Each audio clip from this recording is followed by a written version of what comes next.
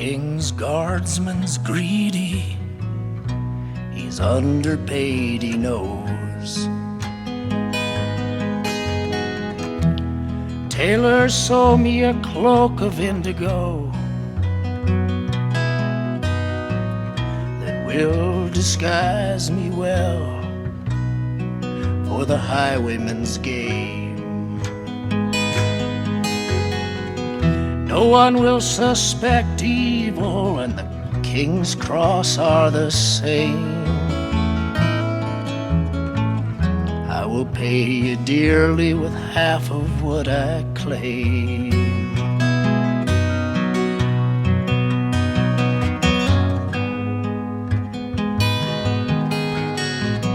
No, said the tailor said no. A cloak will not hide what your own eyes see. A cloak will not change what is hidden underneath. Just as mind does not confine the idea of what I am. I am not a tailor, I'm a man.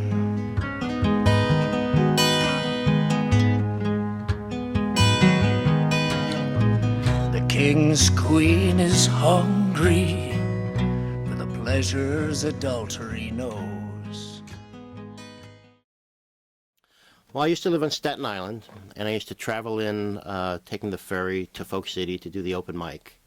And I was going for maybe a month, you know, every Monday. Sometimes I wouldn't get on till like 3 o'clock in the morning. And I would have to sit there through 60 different songwriters. And I heard people that were okay. And then one night, maybe it was like 10 or 11 o'clock, some guy comes on the stage like in a torn T-shirt and dirty pants. And he comes up and he does this song called Dublin Farewell, which I didn't know the name of the song at that time. And I was like dumbfounded at how good this guy was. And I never heard of him. I never saw him before. And he said he was playing that week at Folk City, and I guess he was there to promote the gig. So that's why they put him on in the open mic. And I went up and talked to him afterwards. And every night that week I went to see him. He played for 5 nights, because that's what they did in those days. They gave you a five-night gig. And every night I was there, I brought somebody else. I brought my brother one night. I brought friends of mine the next night. So I must have brought his fan base up by 10 people in that week. And I just could not believe that this guy was not signed to a record deal, because Jack Hardy is a songwriter. Like Mel Torme was a singer.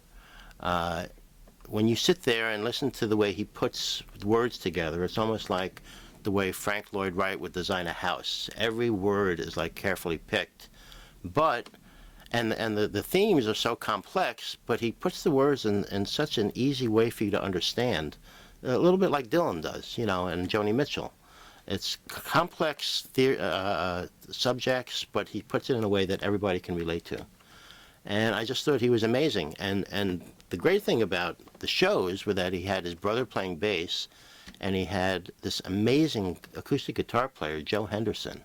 And the three of them together, it was like watching, you know, somebody as good as, I wouldn't say the Beatles, but you were sitting there and you were just taken in by this music, and song after song was just ingeniously written.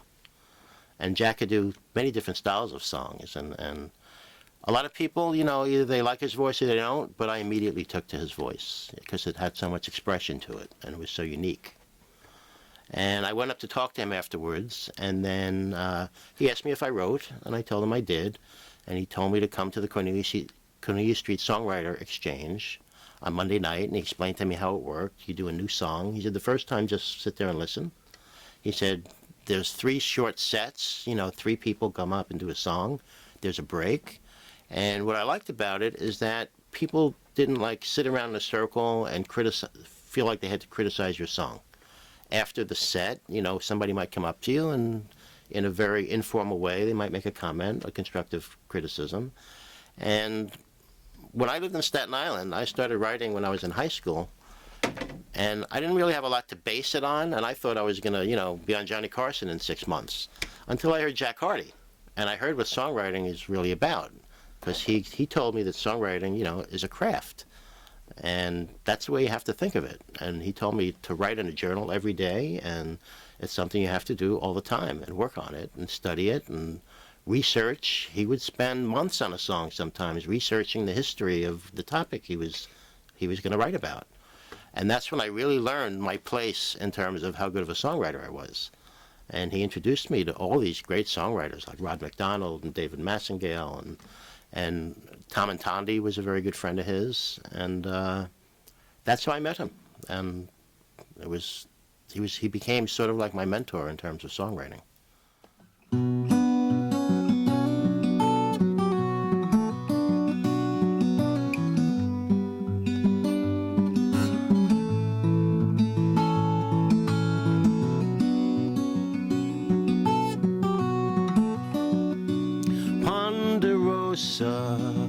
And pinyon pine, the high chaparral, neath the borderline, trying hard to lose, trying hard to find, horse and a mule, way past summertime. This was my world, this was all I knew, barbed wire and blankets, a steel horseshoe. No luck in leaving 10,000 clues. No one will find or follow you. Ponderosa, Ponderosa, and pinyon pine.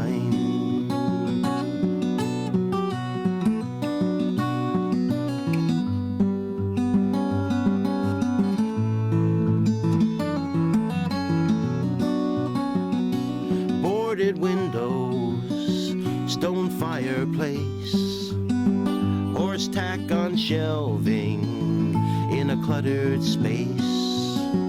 Not at all a place for calico and lace. Not where I thought I'd ever see your face.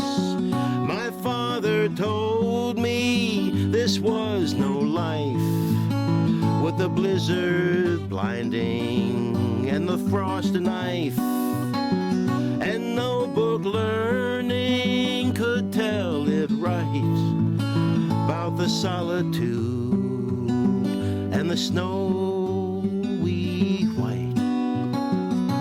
Ponderosa, Ponderosa, and pinyon pine.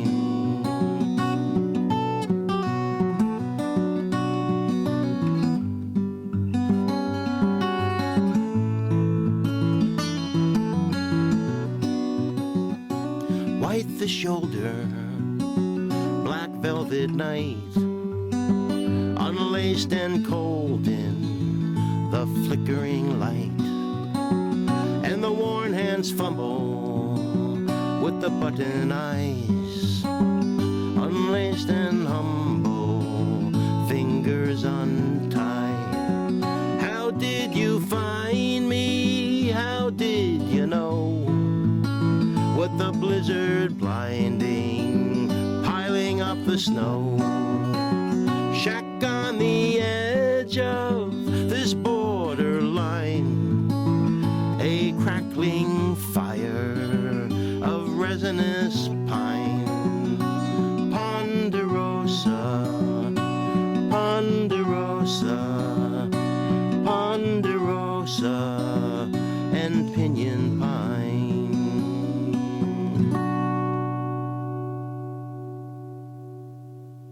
Yeah, I just saw him, I believe, for the first time. I used to see him like you would see people, and especially in New York, especially when there's 120 people all playing guitars and singing till they're told to knock it off. But we started talking actually, I'd say probably about maybe 70. It was that late in the village. on McDougal Street with a bunch of other people. We were what they called the Kettle of Fish. But I had seen him as a kid, more or less, and he wasn't a senior citizen then, he was probably 20. But I saw him and he was singing, you know, he used to wear that little hat. You had that little hat that looked like they call it a Lenin hat, but not John Lennon hat, the kind that the old Russian Lenin used to wear. And Woody Guthrie had a hat like that. Some of the folk people did. But when he wore the hat, he didn't look like somebody coming from the suburbs saying, now I'm going to be a big-time folknik so I could become a rock and roll star. He would just look natural. And he was this young guy and very straight up, very warm, and very for real. And he was always that way. The last time I saw him was at Woody Fest in Okemah, Oklahoma, just a few months before he passed away. And we were sitting out there in the parking lot where all the musicians would gather after we played all day and night and sit and jam all night. And he was out there having a beer and talking to a lot of the young musicians and older people from Oklahoma about his life in music and what he learned as a kid in New York City, and how this doorman, Joe Heaney, or better said, this great Gaelic singer, keeper of the flame, magnificent person who loved his culture and who was keeping that alive across the waters and keeping it alive whenever he went back to Ireland. Joe Heaney taught him the beauties of Gaelic language and the importance of that traditional Irish music, which was so vast that no one could ever learn a quarter of it in their lifetime if they did nothing else. So you have to remember when Jack Hardy came along, he was doing something, even though he was the last person to ever say that he wanted to, where he had to become a kind of a spokesperson for a lot of kinds of music. And not only traditional Irish music, which is his passion, all music and singer-songwriters work of people who were undiscovered, unknown. That speakeasy that he had was a great free conservatory. And unlike the Juilliard where his dad taught, you didn't need to have a monster brochure and explaining all the incredible achievements you had to even be able to get in to study. All you had to do with the speakeasy was to show up and have a nice attitude. Now, if you came in and you were real obnoxious, pushy, arrogant, and disrespectful, Jack would kind of dress you down. And then if you continued to be that way, he would throw you out, even though he was smaller than a lot of the people that he threw out. Usually he didn't have to get to that point physically, because he would just tell them off in his inimitable fashion, and then they would quiet down. And by the end, they'd realize, boy, you know, maybe I can leave all my full greed ahead syndrome at the door and just go there with a bunch of people and see if I can be a better songwriter or a better listener and a better person. Here, there was just another one of the places that had a hoots. They had like 5 or 6 clubs that had hoots, and that's how you got your experience. They'd all be on different nights, and so you'd play 4 or 5 nights a week, but it was a couple songs each. And I was playing here, and this fella approached me, very nice, clean cut, looked almost like a preppy, and he was genial and polite, and introduced himself to me. I'm Jack Hardy, and I've been watching you sing your songs for the last couple of months. I really like them, and I have a dinner. Maybe we could come hang out with other songwriters, come to our place. And I was awful happy to hear that. And then he says, anybody you hear that you like? And I said, well, actually, I saw somebody last week. He was as good as Bob Dylan. And he said, who was that? Well, I started describing. Jack he used to look like Wild Bill Hickok. He had this big flowing mustache and long hair. He'd wear a cowboy hat and these, lanky clothes, and his brother, big long hair too. And they looked like they had their horses tied up outside. And yet they did these beautiful harmonies and these songs that were I saw this at Folk City, and I just went, whoa, as good as Bob Dylan. I was so impressed, and I was telling Jack all about it. I saw this little smile on his face, and he kept saying, well, tell me more. As good as Bob Dylan, you say. Tell me more. it was Jack. It was Jack himself that I was describing, and he knew that. He had cut his hair and cleaned up. He decided to change his image a little bit. And so finally, after milking it a good while, he let me know. So I think that was a bond we had. Jack knew that I liked his work genuinely, that I wasn't putting him on. So that was a bond that never broke. So I'm here to talk about my old friend Jack Hardy and how we first met. It was probably around 1974 or 75, and my sister Maggie and I were doing a gig in Pittsburgh at either Carnegie Mellon or University of Pittsburgh, one of those big schools there.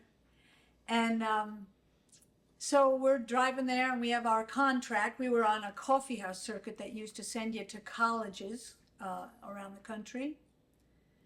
And you know, this was before the internet or anything. So you went to Pittsburgh from New York and you were kind of, you were from New York. And so you were a little bit of an item, you know, in the student union there.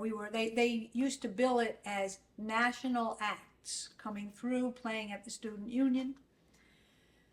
And normally we would be the only people, you know, doing the gig, but this time there was another person on the contract. It said this fellow Jack Hardy. So we thought, oh, that'll be interesting, see what he does. And so we get to the sound check, and it was in kind of a cafeteria type room. And my memory is that we got there, Maggie and I got there, and Jack was doing his sound check already. He's on stage.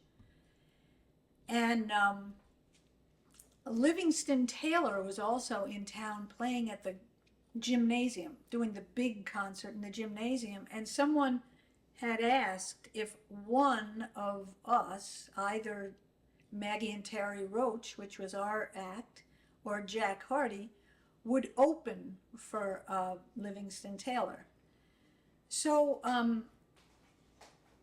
that was interesting, and my memory of it is that Jack did the opening slot, but we really hit it off. You know, there we were in Pittsburgh, meeting on this circuit. You would usually just meet the college kids in the town you were in, but you didn't really interact with other musicians. So this was kind of cool, you know, to meet this guy, Jack Hardy. And he told us he was from Colorado. He had a picture of himself on a horse rearing. And Jack at the time had very long hair down to here, you know. A lot of people did. You probably did. In 1974, 75. So we were there a week. We were playing in this cafeteria, and we got very friendly, you know, with Jack. We palled around, the three of us, all week. And I remember there was one guy that got into some kind of argument with Jack about something, and he nicknamed him Vicious Jack Hardy. And that was one of these things that stuck for a few years. You know, Vicious Jack Hardy. But anyway, so at the end of the week, it was kind of like, wow, you know, this has been so great. And Maggie and I told Jack about, well, you know, you should come to New York. There's a scene of people around this club, Folk City, that, you know, everybody's playing there. And Maggie and I had been bartenders there at one point, and or maybe this was even before we were bartenders there. But anyway, and people would they had a very vibrant hoot on Tuesday nights, and now they call them open mics. Then they were hoots. So yeah, so we were, you know, we were saying, you should come there. I don't know what's going on in Colorado, but you should come to New York and come to Folk City. And so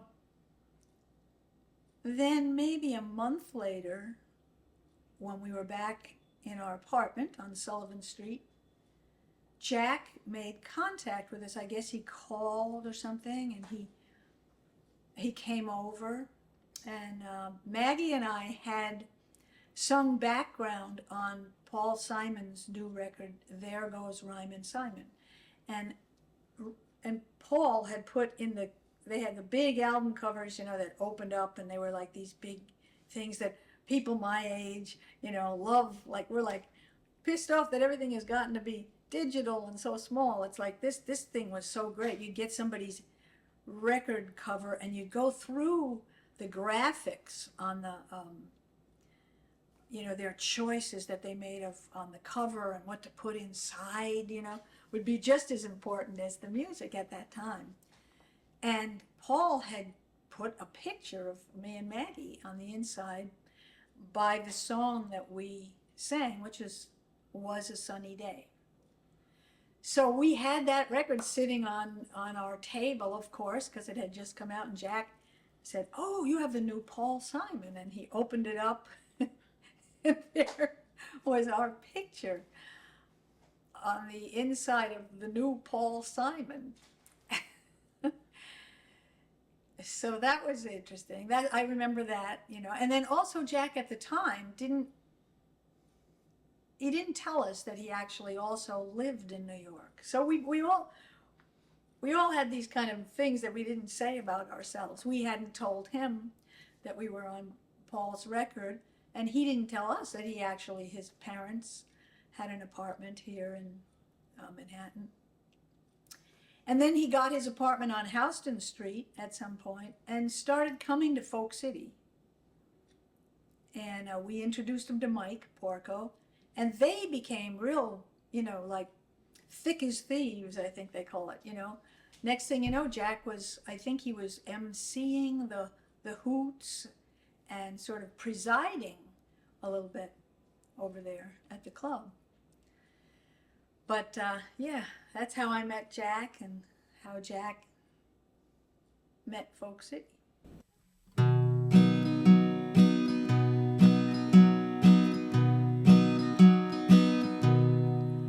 This is the last weary road I'm gonna travel. Last weary night in a cheap hotel. And it's hard to kneel down and pray and thank the Lord for another day, when the morning only means you missed another meal. Go tell my mama that I was wrong to break her heart. Go tell my papa that he was right from the start. Go tell the patron saints that they forgot to watch out for where I roam. Go tell the Savior I'm coming home. Well, I must admit it was my childhood dream to travel. The stories that you hear of wine, women, and song. But if the wine don't blur your eyes, the women will make you realize that they're taking off their clothes just to put you on.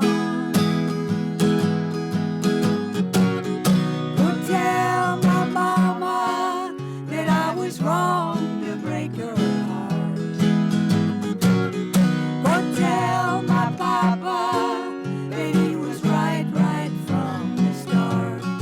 Go tell the patron saints that they forgot to watch out for where I roam. Go tell the Savior I'm coming home.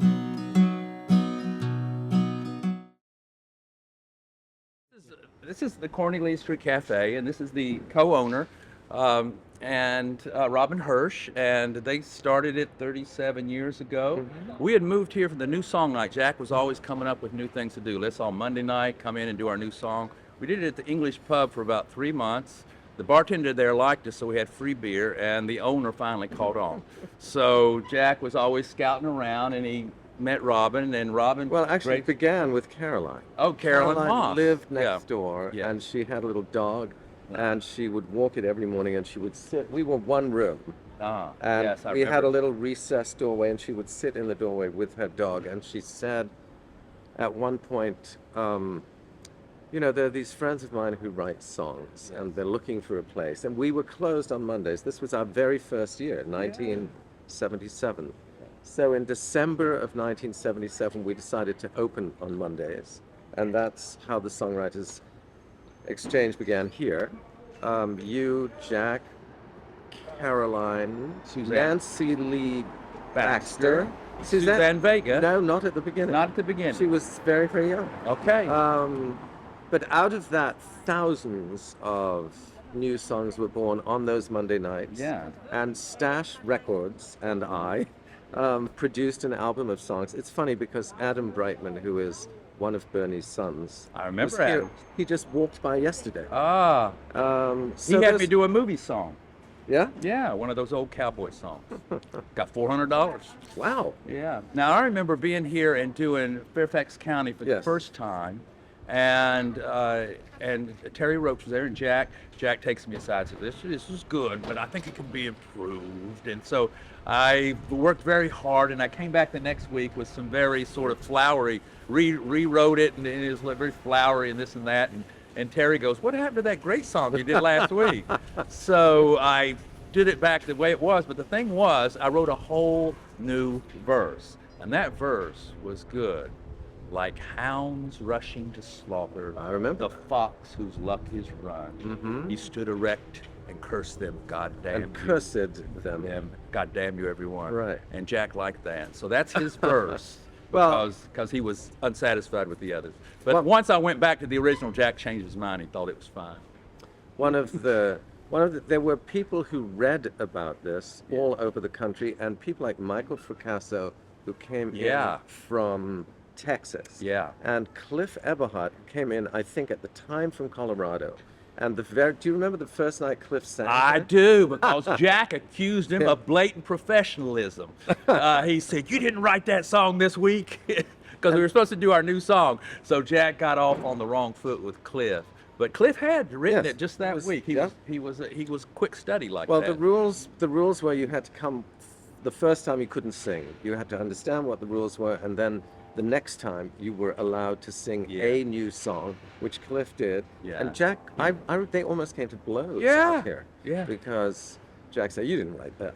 You didn't this write week." it this week. I said, "Yes, I Yeah, did." I remember I was here that night. It was so funny. Cliff laughs about it. Yeah. Mhm.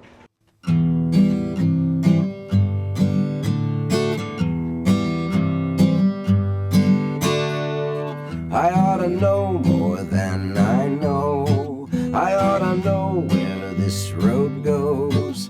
I ought to know great literature by heart, the history of art. This I ought to know. I ought to know more than 1492. I ought to know what the Buffalo Bills do.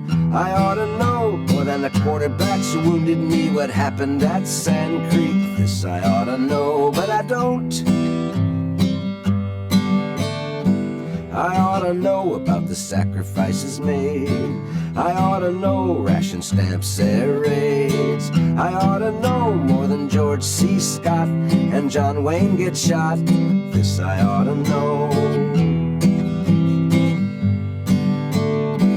I ought to know what the drinking gourd means. I ought to know more than I have a dream. I ought to know about the back of the bus and the crack of billy clubs. This I ought to know, but I don't. I don't know nothing about nothing, but I'm proud to stand upright. I don't know nothing about nothing, but my future looks so bright, illumined by the light. Laugh tracks and sound bites and a replay to get it right. I ought to know.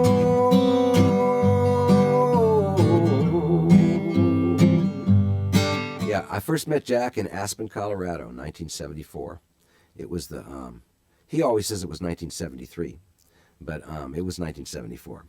And it was the summer of 1974. It was July, right around the 1st of July, because I remember we were there for the fireworks in Aspen. But there was a little place that, well, Jack played all over that town. He was kind of the king songwriter of Aspen at that time. He was a big fish in a small pond. And he was already a very accomplished songwriter. We were both in our, I would say, early 20s. And I heard about an open stage that he was running at a place called Jake's. It was a downstairs bar just off of one of the main streets in Old Town Aspen. And so I signed up to play on the open stage. Now, the night before, I had gone to see John Prine and Jack Elliott, who were playing at a theater nearby. I'm doing a co-bill. And John Prine had just, he was just becoming well-known at that time. This was, 1974. And I met Jack Elliott and John Prine, at that show, just very briefly, and I was very thrilled to do so. And then the next night I go to this open stage that Jack Hardy is running. I meet Jack. Of course, he has like, long, about shoulder-length hair and a big mustache, and he's wearing like a beret. Very romantic looking, I mean, he just looked like the man of the world to me, This was my first road trip out of California, 23 years old. And so anyways, he signed me up for the open stage night. I think I was on about 11 o'clock was my time slot. So about 10 minutes before 11, 15 minutes before 11, right as the act before me was performing, a group of folks come down the stairs into the bar, and it's John Prine, Jack Elliott, a guy named Tony Sauvage, who plays violin, Steve Weisberg from John Denver's band, pedal steel player, and a guy with a stand-up bass, but I can't remember his name. But anyways, they come in under an assumed name, signed up on the open stage night. And so Jack puts them on right away, just before me. And of course, they just blew the roof off the place. But anyways, that was the first night I met Jack. And then a few nights later, he was playing at another place in town, and me and my pal that I was traveling with went and saw him again. And I just soaked up his songs. And the song that really just stuck with me was Go Tell the Savior, which Jack, that was kind of his new song right at that time, I think.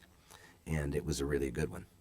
I just want to add that when Jack Elliott and those guys came down the stairs, the reason they showed up there is because Jack Elliott had heard about Jack Hardy, already knew about him, said, I got to catch this guy because everybody's talking about what a great songwriter he is at that age, 23 or 24 years old. And that's how I felt about him, too. I was just starting out in the game. I don't know how long he'd been doing it, but, man, he was good at it even then, And I just was really impressed, and so I went back to California. I had a couple of gigs lined up in California. I thought I'd see Jack the next season. But all those gigs fell through. It's like the places where I got the gigs turned over, somebody else owned them by the time I was supposed to go back. And I didn't get back to Colorado. And I lost track of Jack, for a number of years. And then the next time I really caught track of him was he was sort of the first guy in the Here magazine thing, and they were spotlighting him. The folk thing was kind of over. But Here magazine, which was Here Music, was spotlighting some people that were sort of key in the folk world, and Jack was one of them. So they had like a little feature on him and some of his records available, And I thought, well, that's pretty cool that he made it into that, because at the time I saw that, folk had kind of ended, We'd gone into folk rock and then into disco and all this other stuff. And then, I went through a series of jobs. I raised my family in San Diego County, and in 1994, I applied for the New Folk Contest at the Kerrville Folk Festival. So this is like 20 years later. I go to the New Folk Contest at the Kerrville Folk Festival, and as a competitor. And as I'm wandering around the campfires, I hear this person singing a song, and I'm behind them. So there's people around the campfire, and I see this. I can't even tell. The voice was so high and wispy on this particular song. I wasn't sure if it was a man or a woman singing. It was so androgynous, the song and the feeling in the song. And I said to somebody, I said, who is that? Because the sound of it just haunted me. And they said, that's Jack Hardy. And I said, you're kidding me. Because I hadn't seen him in 20 years. And so I didn't talk to him that night. But the next day he was down at one of the campfires. And I walked over and reintroduced myself, and of course he remembered me because we'd had some good interaction in Aspen, and it was a great reunion, and we were very close from '94 on, until he passed away.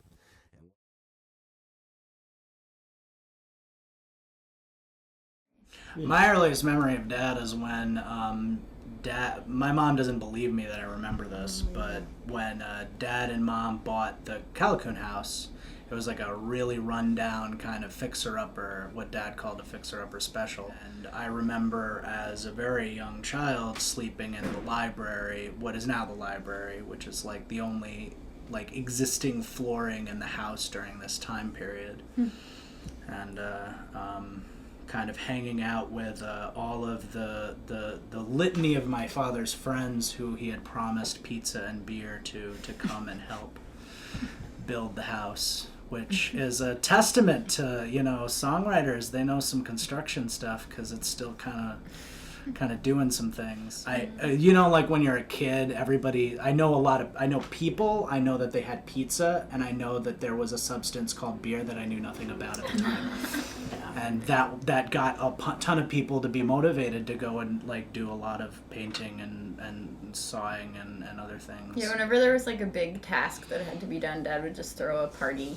Like there was later, this isn't like an early childhood memory, but one of his later girlfriends got chickens, like kind of on a whim. She wanted some chickens, and so then they like, I don't know, they lived in our bathtub for like 3 months to the point where they started. Malcolm and I named them. No, Miranda. Bruno was like, we're gonna name them Roxy and Sweetheart. And Malcolm and I were like Teriyaki and Nugget and Thai. No, but so then they're like living in our bathtub, and they're getting bigger and bigger and bigger, and we're just like, where are we gonna put these chickens? So then Dad just threw a party, like a chicken coop building party, and then there was a chicken coop in our backyard. Like Many hands make light work. oh, but he had this like saying he loved to yell like nothing in moderation, including moderation. Including moderation.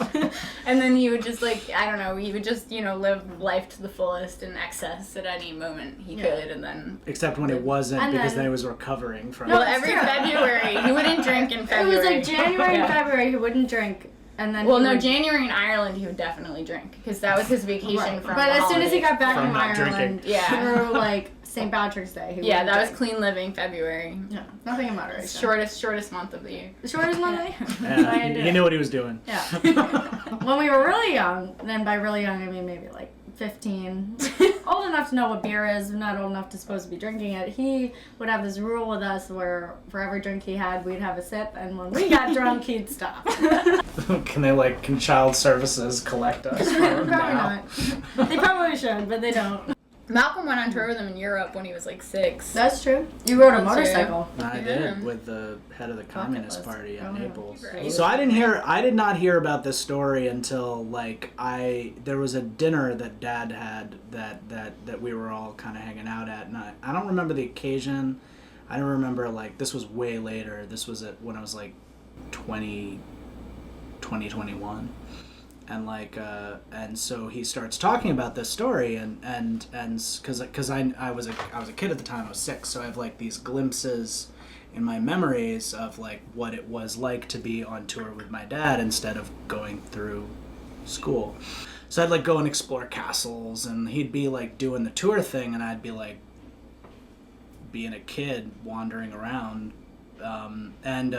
This one concert he went to, he introduced me to everyone like he normally does, and like to me, Who wants to watch him tonight? yeah, to me they're all my dad's friends. So this one guy is like, hey, do you like motorcycles? I'm like, do I? Maybe. And he's like, do you like ice cream? And I'm like, yes. Puppies, man. So dad has this story of like being on stage singing to people and watching me go off on this motorcycle with the I can't remember his name, but he said he was the head of the Communist Party there, one of the organizers of the concerts, and like and.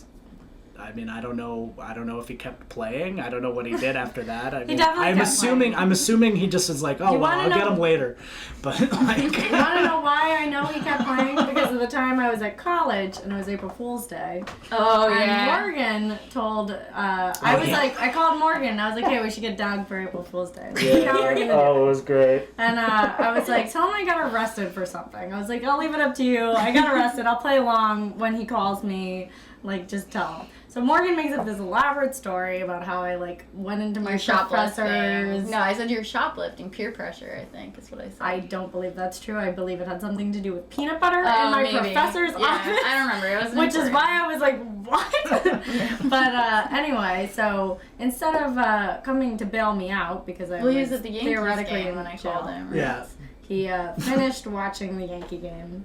I couldn't get in touch with him. We were worried he was driving up to Syracuse to get me, when in reality he was on the subway back downtown Allison Street to the Ear Inn to have some beers with, like, Mikey after the I think he game. was with Dave Massengill, actually. And I was, like, trying to get through to him, and I was freaking out because I was like, oh, man, he's going to be so mad. Like, you know, because I remember when I called him, and I was like, Miranda's in jail. He's like, jail? He's like, that doesn't seem like her. And I was like, no, I don't know. It's like some peer pressure thing, like a dare. And he's like, okay, maybe. And then when I finally got through to him, I was like, Dad, are you, like, on your way to Syracuse? And he was like, no, I'm at the Ear Inn.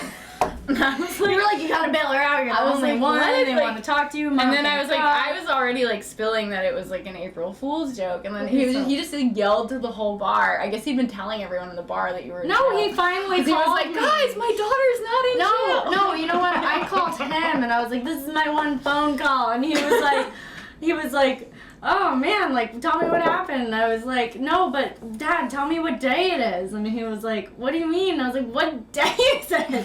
And he was like, I don't know. It's like the 1st of April. And I was like, yeah. And he was like, yeah. And I was like, yeah. He was like, oh. And then he started yelling in the bar. It was so good. It was so fun. But that's how I know he didn't leave the stage. He definitely kept playing, because that's what he did. He was like, he'll figure it out for himself. I was 6. You were That's in true. college. Just saying.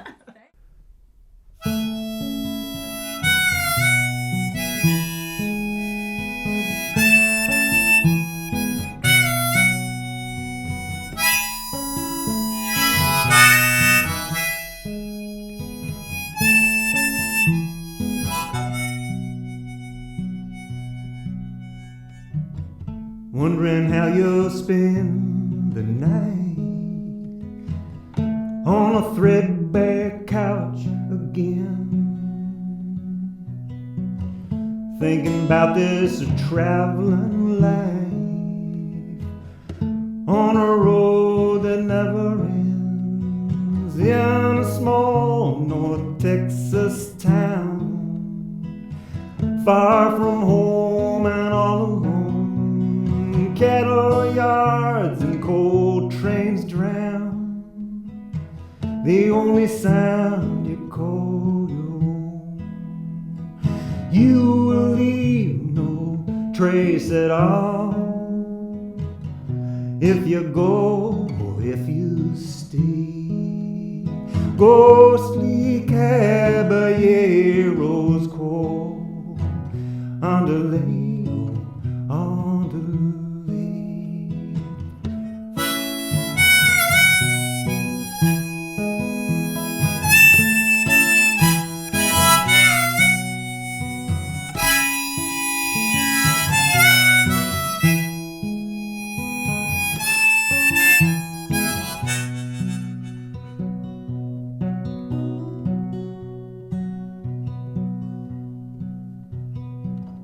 Wondering if you'll stay the night. Will she take you home at last? Late night barroom, bedroom eyes, inviting you to break your fast. All those times you said before, I can't go there anymore. As the loneliness gnaws inside, past the moment to decide. You will leave no trace at all if you go or if you stay. Ghostly cabaret Andale, oh, andale.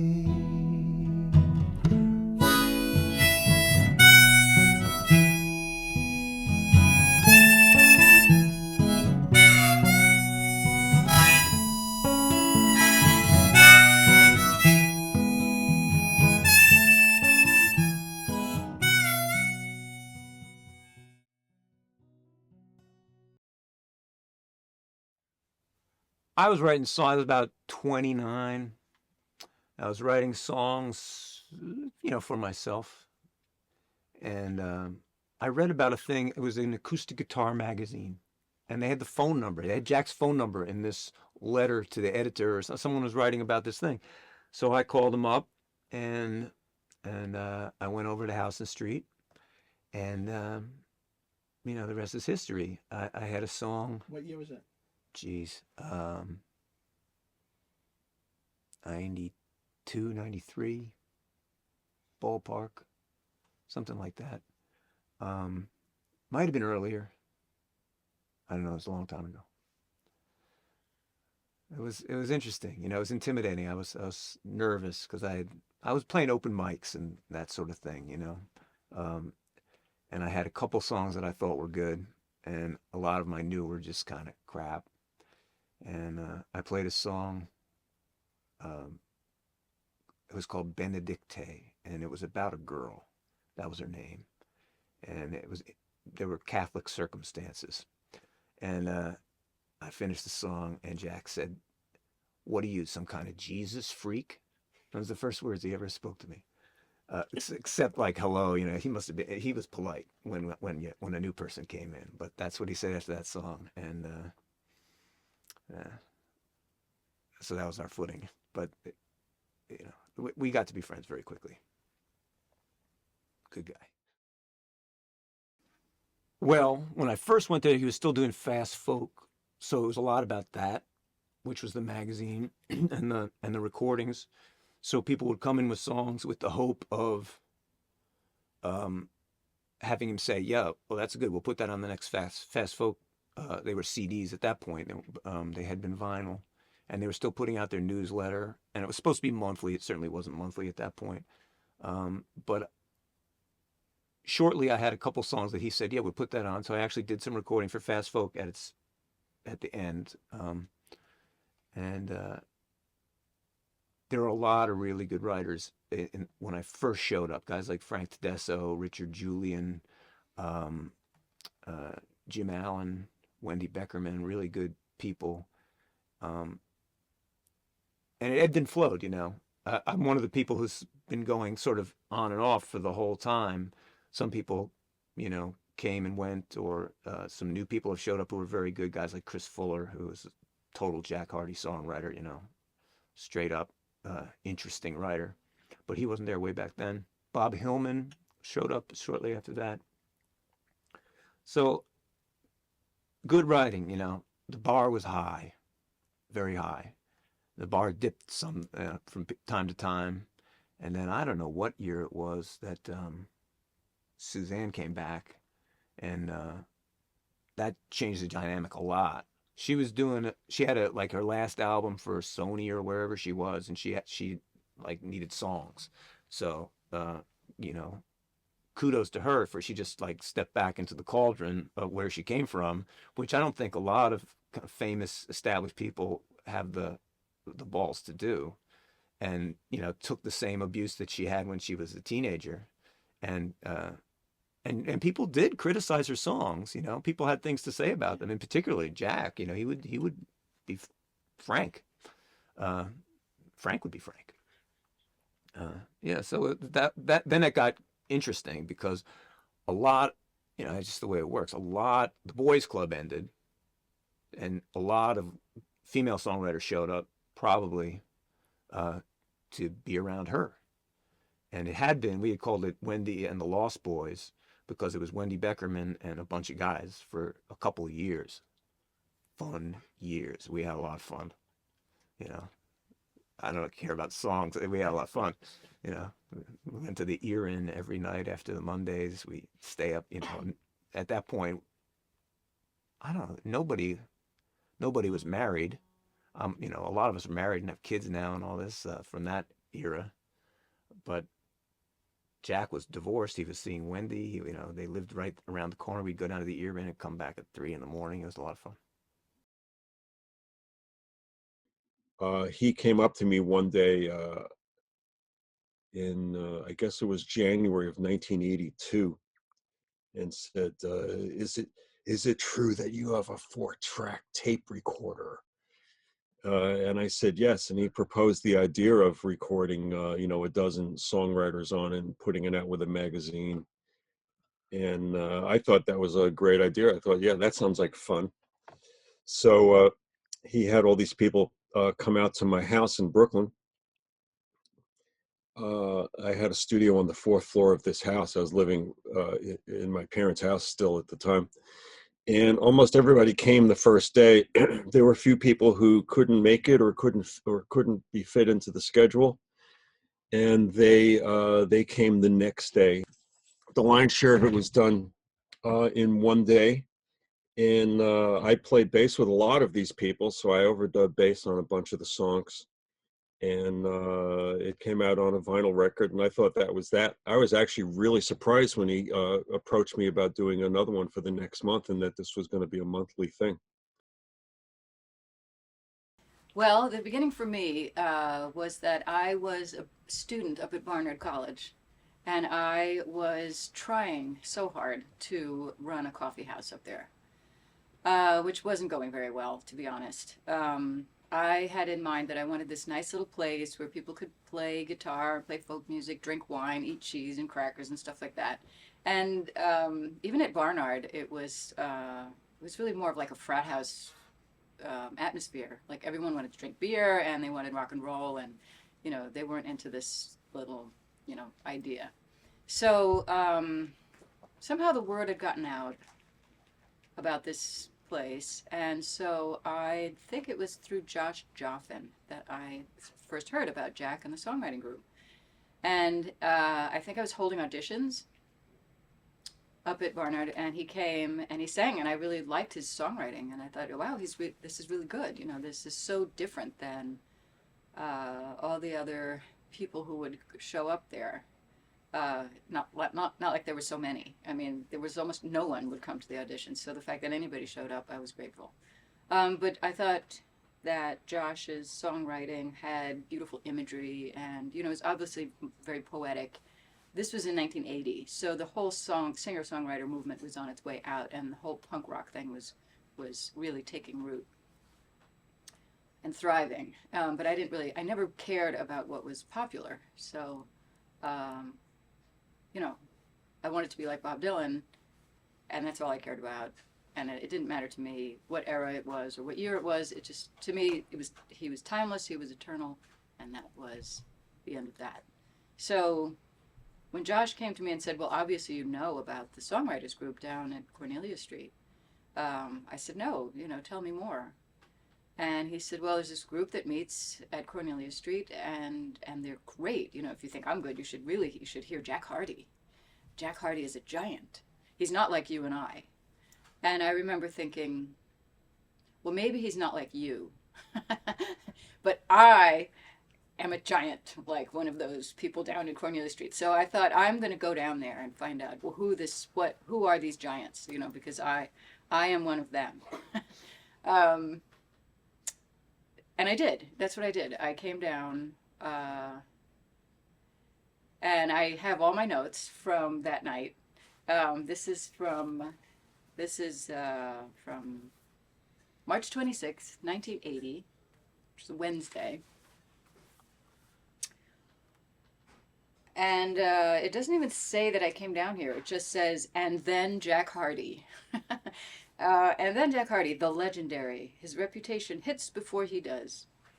Then he's this boyish-looking man, like a leprechaun, with small eyes and a balding head. Semicolon. Gravelly voice, a sweatshirt, and sneakers. He could be someone's kid brother, but he sounds like he's 80. The funny thing is that I don't remember him like that at all. I don't remember him being like someone's kid brother. To me, he always seemed old. And I was 20 and he was 32, so he was 12 years older than me. Still a young guy. I mean, 32 is pretty young. So I go on to say, our eyes met during a thunderclap. I didn't know it was him. He likes to hold my gaze until I look away. A Celtic poet, mournful and old-fashioned, about the sea and lovely women.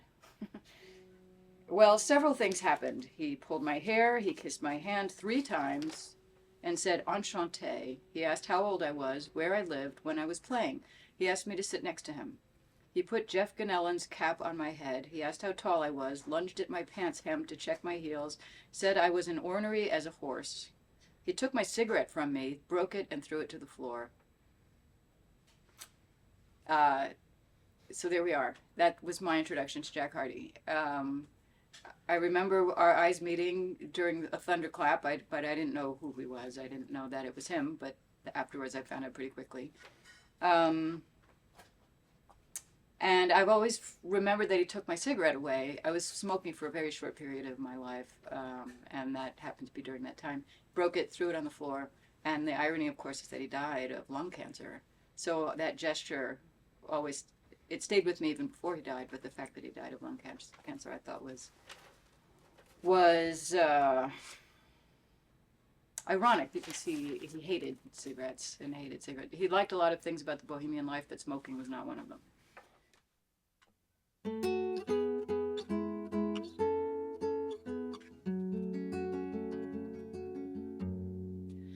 Call on that saint and the candle that burns, keeping her safe until her return. Plaster and paint, holding the fire, a poor woman saint, holding all man's desire. Bold little bird, fly away home. Could I but ride herd on the wind and the foam, all of the souls curled by the fire, they never know all man's desire. Watercress clings to the banks of the stream in the first grip of spring, when the snow melts to green, barefoot and cold, holding a lyre by the side of the road, holding all man's desire. Call on the saint when the white candle burns, keeping her safe until her return.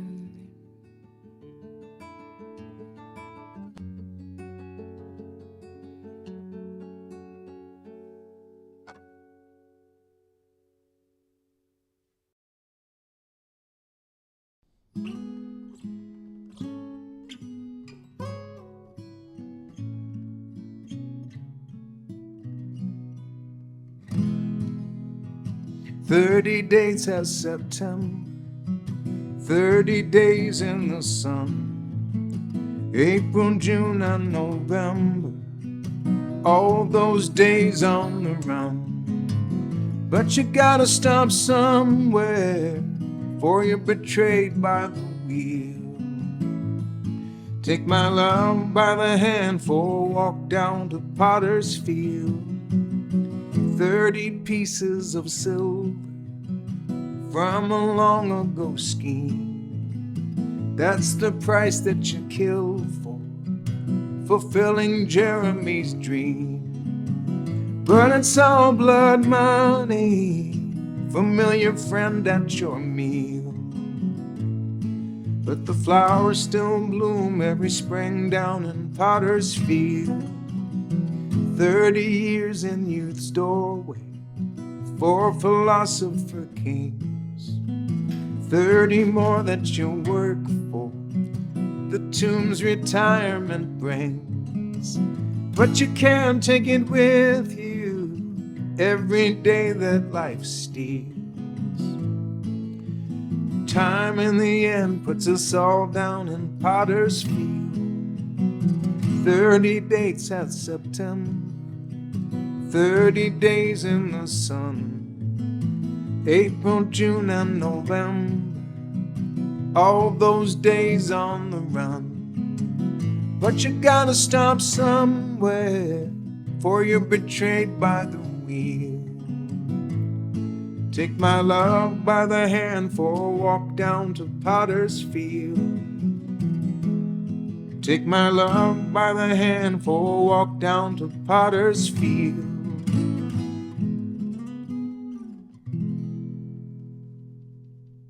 Sure. I met Jack June of 1979 at Godfrey Daniels Coffee House in Bethlehem, Pennsylvania.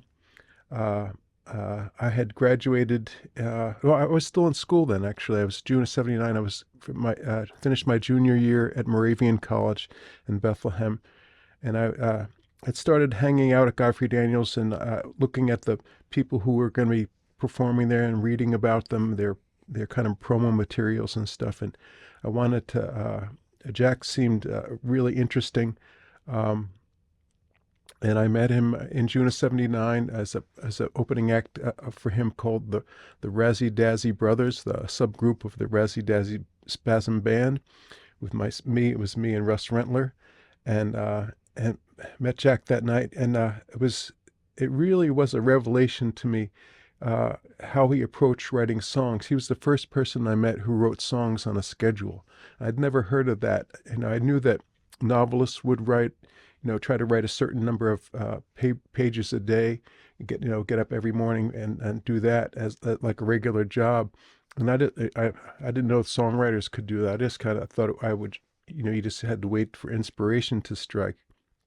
And Jack said, that's a cop out. If you work at writing songs, you're going to get better faster, even if you throw out 3/4 of what you come up with. And so. And he did a whole night's worth of original music that night, and so much of it had been written in the previous 18 months. He had some favorites from earlier years, but a lot of it was new, and so that was a real revelation to me. And so I tried to. After that, I thought he was writing a song a week at the time. That was his schedule, and I thought that was a little bit overly ambitious. So I figured, okay, I'll try a song a month and see how that goes. And at the end of the year, I had more songs than months. I ended up having like 16 songs. So I figured, okay, I'll go to two songs a month. And so that I did put myself on that schedule for many years until having children. And I was living in Pennsylvania when I met Jack, and I started to go to his songwriter gatherings in Greenwich Village. I remember one memory. I opened for him as the Razzie Dazzie Brothers in June of '79, and then again in January of '84, I believe. Yes, '84. And he said, sometime when you're in New York, you should do something for the Fast Folk magazine. So I think I tried to go in to meet Mark Dan, and I wasn't able to make the connection and get to his place to record a song. But I remember I went to the Cornelia Street Song Exchange, and I did my song. I had just written it called "I Saw a Stranger with Your Hair," and Jack really liked it. And he said afterwards, there are a number of new writers coming along, and who I'd like to encourage. and I was one of them. And that was a big deal to me. Here's a Greenwich Village songwriter uh, um, who was interested in my songs and in encouraging me. So his encouragement then was his encouragement then really came at the most crucial time, and so that made a big difference to me, and I'm glad Jack and I were friends all the way for years afterwards. He was always lots of fun to be around. True, and of course Jack was very much about the melody. Actually, drove the song almost more than the words. That a lot of times he would walk with his songs and the rhythm of them and a penny whistle, and come up with melodies on his penny whistle. So he's very much into the 8 notes of a regular melody. You can go minor, you can go Dorian, you can do whatever you want, but it was about the 8 notes and not key changing and stuff like that. That's like, if you have to do that, you're working too hard. And fairly simple guitar parts. But this is where I'm gonna jump to Coin of the Realm for a second, because first of all, I should have been on that record because I had been touring with him all those songs, and he came out, he recorded it, and it was all practically in the can, and I didn't know about it. That's one of the things that, like, this kind of thing that about Jack that could piss you off. At the same time, he was very much of the school that says better to beg forgiveness than to ask permission, because the reality of it was that he was trying to influence the election. That would have been 2003, 2004 election. He was trying to influence, and a lot of the songs there were very much about,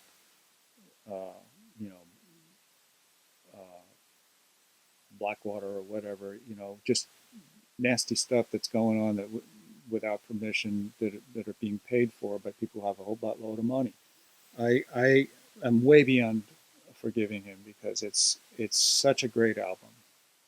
I think it's probably his best album, and a lot of people know his earlier stuff better. So I'm sure there's a bone of contention everywhere. But of the ones that I know, it's the best one, and I also am the most familiar with material next to Bandelier. I played Bandelier a lot too, though he came out with that before I started playing with him.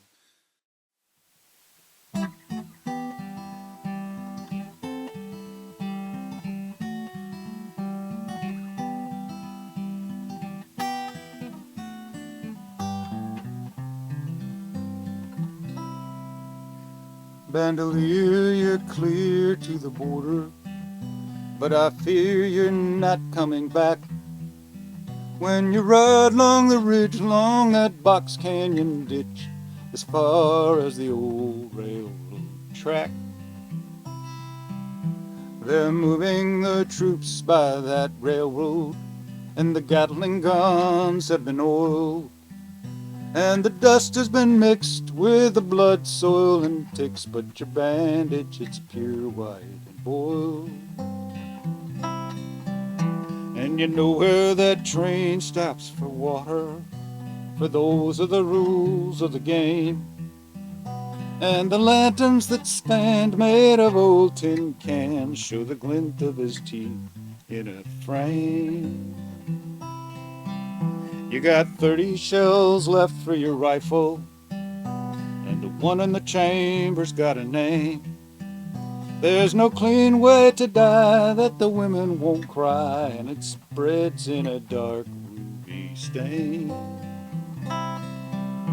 The years have created that border, forced to finish what they started down here. Now you're going off half-cocked with your safety unlocked and the froth of a full bandolier. Bandolier.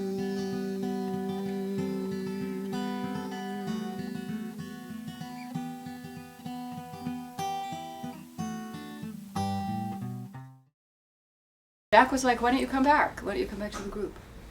And it took me a little while, a year or two, to kind of work up the nerve. And I did, and it was great. And it was so funny because by that point I was like 40, and there were all these there was all these men like about the age that Jack had been, like 32 years old. And I remember thinking, when I had first come down, 32 seemed so old. And then when I was in my 40s, I remember thinking there's all these young men here who are like 32. So it was kind of funny to get both sides of that. But the songwriting was great. Like Tim Robinson is great. He's a great songwriter. He's a great songwriter. I spent some part of my career, you know, trying to get Tim like out in front of an audience. I had him open for me a few times. I had Bob Hillman open for me, and the audiences adored him. So it was good. The standards of the group were really great at that time. And that's how a lot of the songs for Songs in Red and Gray got started. And I found by being around that atmosphere again that a lot of the old feelings for Jack had sort of bubbled up to the surface again. And that's when I wrote the Song in Red and Gray. I was like smacked in the face with a whole bunch of like old feelings that I hadn't really processed. So, and Jack was surprised, and I'm like, he's like, I think he thought I was trying to get everything all stirred up again. And I was like, no, no, really, I'm not. I just wanted to say all this, you know. And the last line of that song is very telling. You know, the last line of the song implies that there's a kind of future in which our two fates are sort of entwined in a way that isn't defined yet. And I don't know why I felt that way, but I just did, and that I felt that was the way to end that song. I felt something coming, and I didn't know the nature of it. I didn't know what it was going to be. It's something I felt, and I put it down there. Oh yeah, I was a pretty regular attendee at those his Greenwich Village gatherings. I loved the wine and the pasta.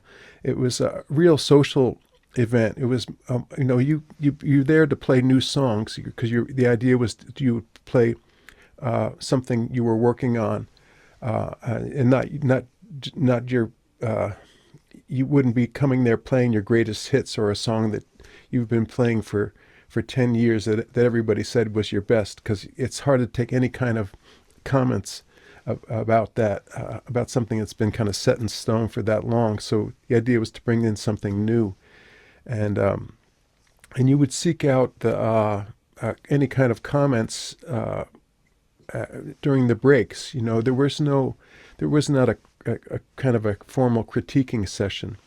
And I always look forward to going to those things. So it was always fun to be around Jack, and there was always talented people who were bringing new songs. So it was lots of fun. I would drive from my place in Easton, Pennsylvania, and I'd drive. It was about an hour and 20 minutes to the Holland Tunnel from where I lived, at the place that was nicknamed the Blues Palace.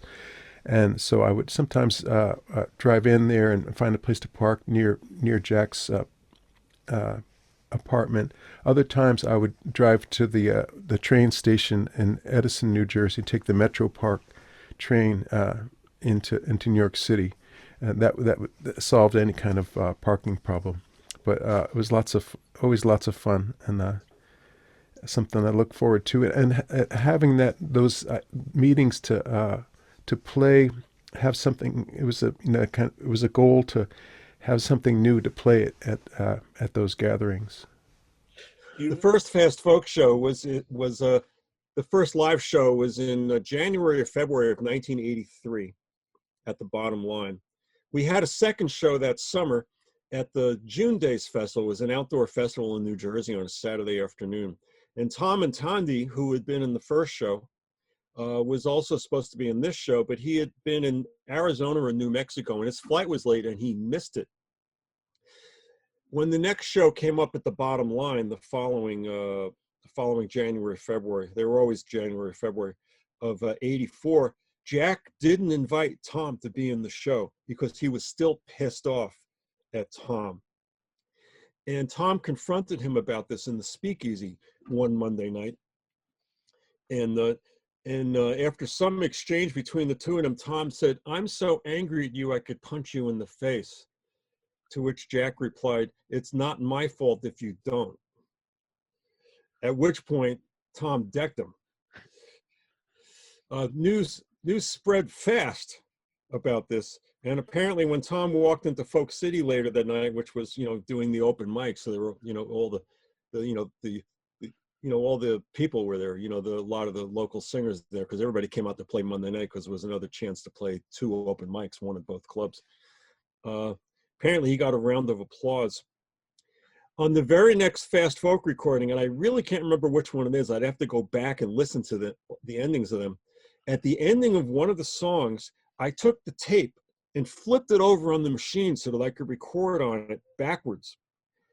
And I said the words, "I punched Jack."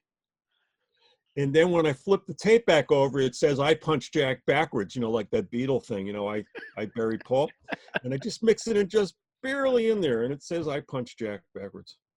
And all of that. And I moved to New York and I was a community organizer. I was miserable. I wasn't making any money. I knew what I was doing was really important, but I didn't love it. So that's, it's a problem. And I kept getting this little twinge inside of me that, maybe I needed to do something else. And I got the flu one night. And it lasted more than a night, but I got the flu. And I was watching MTV and I saw this absolutely horrible music video. But I thought the song idea was really good. And so I had this better idea. So I sang it into my answering machine back in the days of answering machines. And the next day I was like, oh, that's actually not half bad. I was still kind of feverish though, so it probably wasn't that good either. And begged my parents to get me a guitar. My dad gave me his guitar, which I then traded in for this one. Around the same time, I started going to hear a lot of different songwriters. I didn't know that I could actually, when I did this, I didn't know what songwriting was. Like I knew that I knew Joni Mitchell. I mean, I didn't know Joni Mitchell, but I knew her music, James Taylor. That's what I grew up on.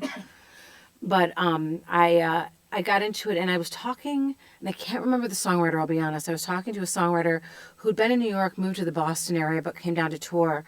And he said that in the 80s, he went to the Songwriters Exchange, and that it was still going on, and if I was really serious about songwriting and wanted to get serious about it, and I didn't even know what I was doing at that point, I should go. I think at this point I'd maybe written 3 songs, could maybe play 3 chords poorly on the guitar. Probably had no business showing up at the Exchange, but I did. And I think it made me better. But that's where I met Jack. He actually hit on me the first night. And I was so, come on. He's the last person who would ask to be sanctified. So he actually hit on me the first night. I looked at him, I'm like, I think you're just a couple years younger than my dad. And he sort of growled at me a little bit and ripped my song to shreds. I'll never know if it was ripped to shreds because I turned him down or because it was really that bad. But I kept going back. And I got to be a better guitar player. I'm pretty sure my songwriting got better because of that. And then I ended up around, I would say around middle of 2000, just sort of moving in a different direction. I found a gentler songwriting group that probably for a young songwriter like myself was better. But I would run into Jack and he'd be like, are you still writing? I can't do the Jack voice. A lot of people can do the Jack voice. And I'm like, yeah. And he's like, well, that's really the important thing. And what I always respected about him was that it was always about the song. It really was never about personality. It wasn't about whether he liked you or not. If you brought in a good piece of songwriting or songwriting that had some truth to it, he had a way of seeing right to that. So that's how I met him. He hit on me.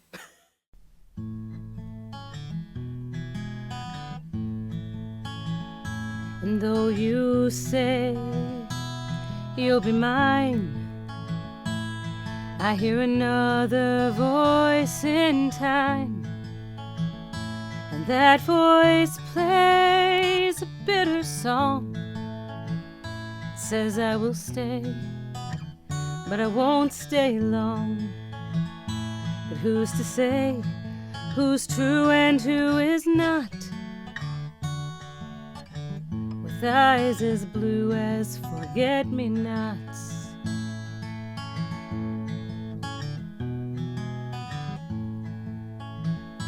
When first I held you to my breast, I would believe that east was west.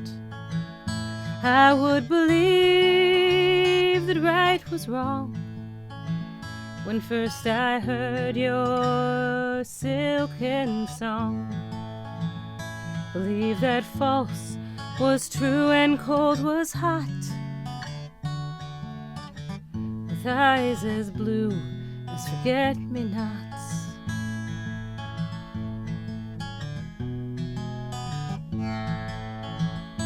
And though you stayed when lilacs bloomed within the waning April moon, and though you stayed till summer's end, there was no way to stay as friends. But who's to say this love was misbegot, with eyes as blue as forget-me-nots?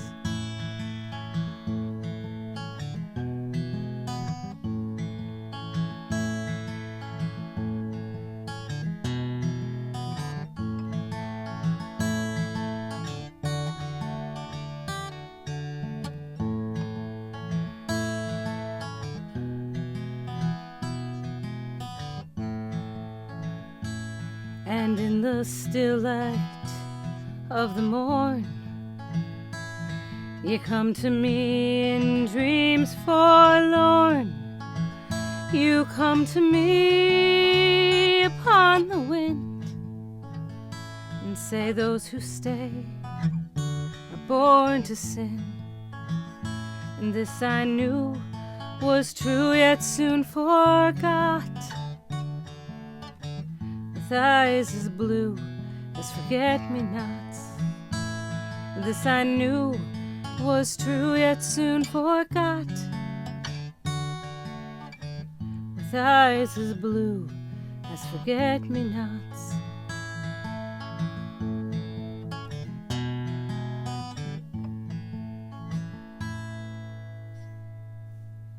I first met Jack at a place called the Pursuit of Happiness Cafe in Liberty, New York. It was the first night the cafe had opened to acoustic music, and Jack was the featured performer. And the kind of music that he did, I just absolutely loved. And quite unusual to that style of music, he actually had a sax player. And to say that he tore the house down would be an understatement. And after the show, we became fast friends. And this is September of 1985, and we were friends ever since. The one thing that I really love about Jack's writing is, I guess the term is prosody. It's how words sound in a phrase. And quite frankly, nobody does it better than Jack. And it's something that I learned from him, and I aspire to do what he can do or did. And he was a very positive influence in my musical doings.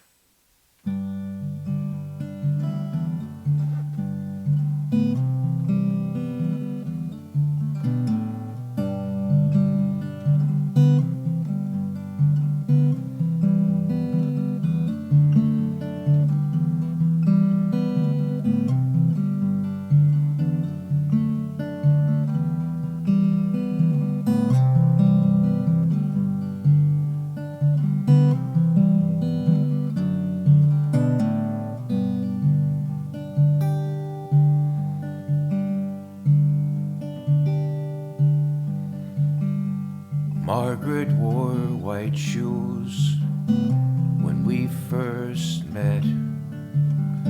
They're not so white now since she got them wet. And all the noisy people with too much to say, shining up their shoes, saving for a rainy day. I'm in love. It's hard to say. Come again some other day, and will you say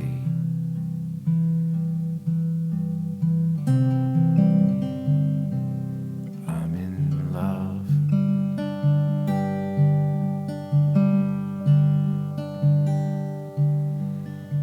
The last rose of summer is still a rose, bent by the weight from late autumn snows. Margaret took the time to take it in her room, counting off the days, waiting for the rose to bloom. I'm in love. It's hard to say, come again some other day, and will you say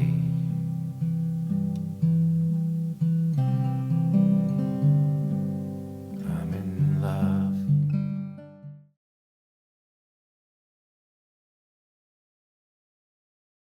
One of my very favorite Jack Hardy songs, and I think it's one of the very first songs I heard him do at a hoot, Tree of Rhyme. I took a tree into the town to see if it would grow, not knowing I was affixed to the fate of the seed I'd sown. I love that slant rhyme. And here are the two trees he planted here. The first very month here, he lives right across the street. He planted these over 40 years ago. And here, look at them. Nice. Big and strong. And Jack planted a lot of things too. Maybe like the new song Night. It's still going strong. But I miss Jack and Jeff both. Jeff was a great bass player, sang perfectly on pitch. Unlike Jack in a lot of ways, many ways. Which a lot of people liked that because he was not Adam all the time. Jeff was this very easy, handsome, easy-go-lucky guy.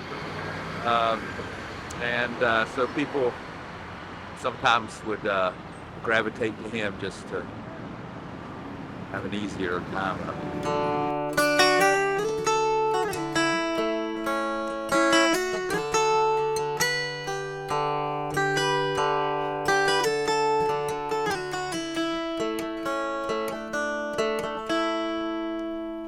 I took a tree into the town to see if it would grow, not knowing I was affixed to the fate of the seed I'd sown. My roots are solid underground, fed by the warm spring rains, where thunder's fierce and fickle winds find compromising sane. I seek a refuge in this tree of rhyme, into its arms I climb, frightened by the terror of the sight. There will be peace with the wind and rain, the roundness of the earth and flame. This tree is more constant than I. This tree is more constant than I. My tree has flourished the same as I, though invisible at times. Beneath the rubble of vacant eyes, the seed divides and climbs. As if part of a forgotten age, when business was a vice and virtue was merely picking fruit in some patient paradise. I seek a refuge in this tree of rhyme, into its arms I climb, frightened by the terror of the sight. There will be peace with the wind and rain, the roundness of the earth and flame. This tree is more constant than I. This tree is more constant than I. I pity those without a tree, as birth has doomed no one. For bricks are merely mud and straw, canals are just rivers one. For nature schemes in cracks and seams, waiting for a time to bloom, even down in that soot-gray town in some forgotten room. I seek a refuge in this tree of Orion, into its arms I climb, frightened by the terror of the sight. There will be peace with the wind and rain, the roundness of the earth and flame. This tree is more constant than I. This tree is more constant than I.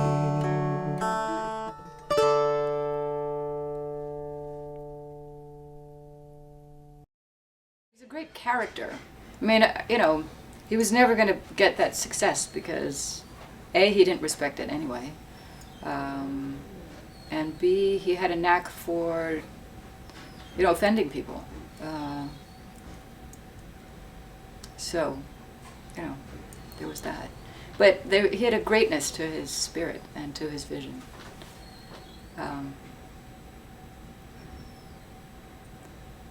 So that is going to continue. Yeah.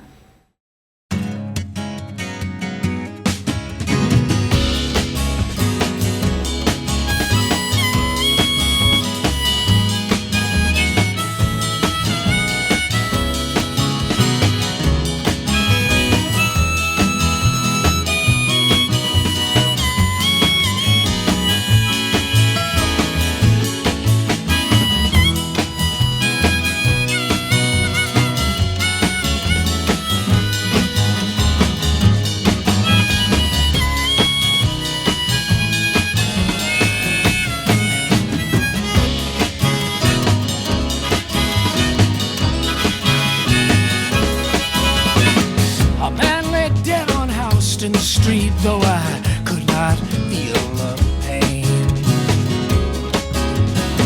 The path of least resistance is driving me insane, and it is hard to please your conscience when all of the love's crying, and it is hard to call the police with your last lousy dime. Laughing, 'cause there's nothing else to do. But you might die laughing, 'cause the joke's on you.